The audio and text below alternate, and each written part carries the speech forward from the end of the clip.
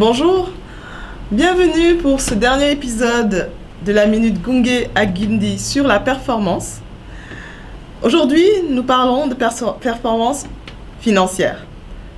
La performance financière découle un peu des deux premières dont nous avons parlé précédemment. Elle est la traduction chiffrée de la bonne application ou non des deux premières types de performance. Eh bien, de quoi s'agit-il là aussi ? De la façon dont on a mis en œuvre notre stratégie et de la manière dont celle-ci a été appliquée sur le plan opérationnel, bien sûr, découlent des chiffres, des dépenses, des produits, des recettes. Et il est important de mesurer justement ce qui a été fait sur le plan opérationnel et stratégique.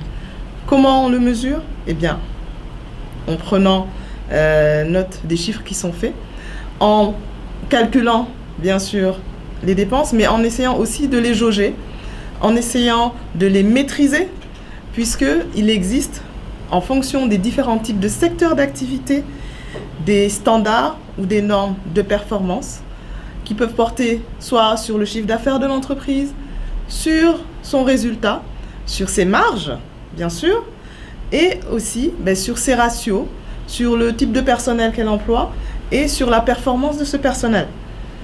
On rassemble tout cela en général dans ce qu'on appelle un tableau de bord. Le tableau de bord, c'est un tableau qui permet de recenser l'ensemble des indicateurs clés de performance de l'entreprise et de pouvoir les comparer aux indicateurs d'autres entreprises ou du secteur concerné. Que ce soit pour le négoce, pour l'industrie ou pour les services, il existe différents types d'indicateurs. Mais il est important de se jauger et toujours de vouloir développer et améliorer ces types d'indicateurs pour évoluer de mieux en mieux dans sa performance financière. Un élément aussi de performance financière serait un suivi budgétaire adéquat.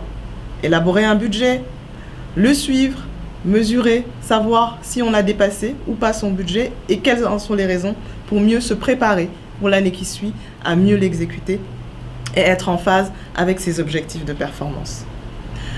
Voici donc pour la performance financière.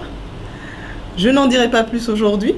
Je vous invite à nous retrouver les 29 et 30 novembre pour la formation gestion du temps et des équipes, de la productivité des équipes, tout cela autour du thème de la performance toujours.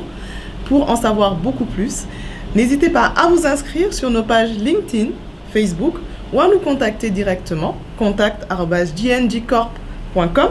Nous sommes à votre disposition et nous espérons vous retrouver très bientôt lors de cette formation. Merci et à très bientôt.